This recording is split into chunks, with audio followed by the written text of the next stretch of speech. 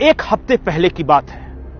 अचानक मुंबई से 50 किलोमीटर दूर कोंकण की ओर बढ़ेंगे तो एक भिवंडी इलाका आता है और भिवंडी के पास एक छोटा सा गांव है, नाम है पडघा बोरीवली।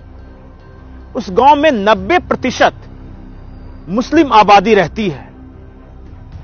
अचानक सुबह सुबह का वक्त है, 20 गाड़ियां धड़ाधड़ आके रुकती है। उसमें से 400 पुलिस के जवान सिविल ड्रेस में उतरते हैं।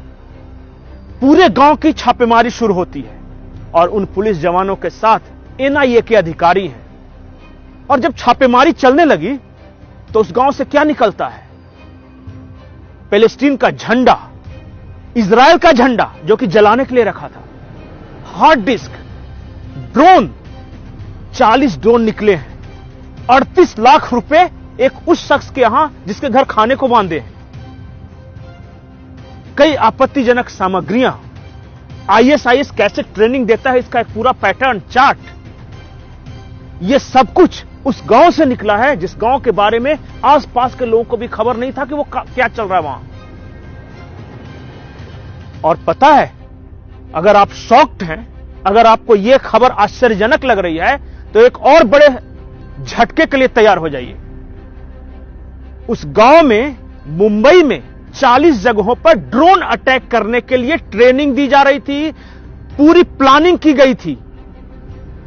मुंबई में अब तक का सबसे बड़ा आतंकी हमला होने वाला था जिसे एनआईए ने समय रहते इस गांव पर छापेमारी कर रोक लिया। 40 जगहों पर ड्रोन से हमले होते मुंबई में, अब समझिए क्या स्थिति होती। शॉक्ड। एक और झटका है। झटका यह है कि इन सब का मास्टरमाइंड या इन सब को आतंक का ट्रेनिंग देने वाला कौन था? उस शख्स का नाम है साकिब नाचन। साकिब नाचन का नाम आपको ऐसे नहीं याद आएगा। 1991 में मुंबई में बम ब्लास्ट हुआ। एक शख्स पकड़ा गया जिसका नाम था साकिब नाचन। उस शख्स को जेल हुआ, 10 साल की सजा मिली और 1991 से 10 साल यानी 2001 में वो छूटकर बाहर आ जाता है।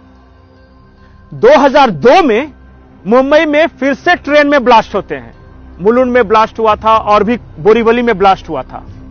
2002 की बात है। उसका भी मास्टरमाइंड यही साकिब नाचन। इसका मतलब कि जेल से 10 साल की सजा काटने के बाद भी यह आतंकी ही बना रहा और फिर से इसने प्लान किया। फिर से 2002 में यह पकड़ा गया, फिर से इसे सजा मिली 10 साल की। 2017 में यह फिर बाहर आ गया और 2017 में बाहर आने के बाद 2023 के अंत में यह मुंबई में एक बहुत बड़े आतंकी हमले की प्लानिंग कर चुका था। ड्रोन से ट्रेनिंग दी गई थी, 40 जगहों पर हमले की योजना थी। आप सोचिए कि एनआईए अगर नहीं पकड़ता तो क्या हो सकता था। लेकिन सवाल यह है कि यह साकिब नाचन, यह चीज क्या है? साकिब नाचन वो चीज है जिसने इस देश में 10 से 12 लोगों को ब्रेन वॉश कर इराक और सीरिया भेजा ताकि आतंक की वो ट्रेनिंग ले सके।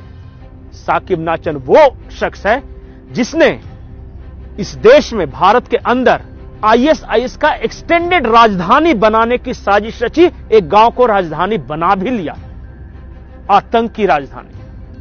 अल शाम उस गांव का नाम रखा। अल शाम के बारे में अरब का यह शब्द है।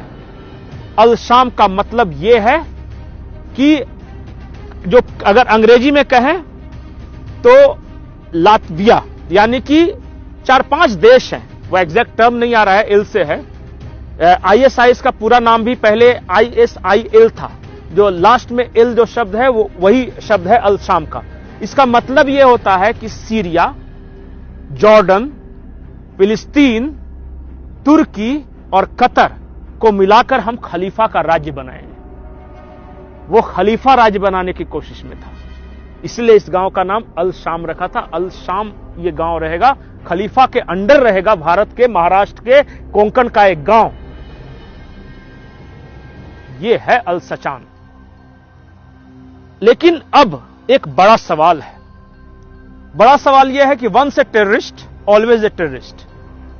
अगर आप सोचते हैं कि यह खुखार आतंकी 5-10 साल की जेल की सजा काटने के बाद वो शरीफ और साधु बन जाएगा तो सबसे बड़े धोखे में है।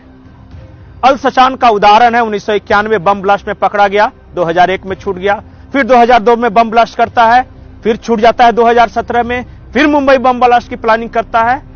सवाल इस देश के कानून और इस देश की न्यायपालिका से भी है कि इतना खूंखार आतंकी बार बार कैसे छूट जा रहा है। आखिर कौन सा वो कायदा है, कौन सा कानून है जिसकी वजह से इतना बड़ी घटना को अंजाम देने के बाद भी सिर्फ 10 साल की सजा होती है। सवाल कई हैं। सवाल डरने का है, क्योंकि अल सचान अकेला नहीं है।